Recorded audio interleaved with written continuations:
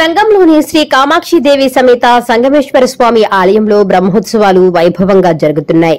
బ్రహ్మోత్సవాలలో భాగంగా స్వామి అమ్మవార్లకు పులివాహన సేవ ఘనంగా జరిగింది. అర్చకులు స్వామి అమ్మవార్లకు ప్రత్యేక పుష్పాలంకరణ చేసి పులివాహనంపై కొలువుదీర్చారు. అనంతరం మంగళ వాయిద్యాల మధ్య స్వామి అమ్మవార్ల గ్రామోత్సవం వైభవంగా సాగింది.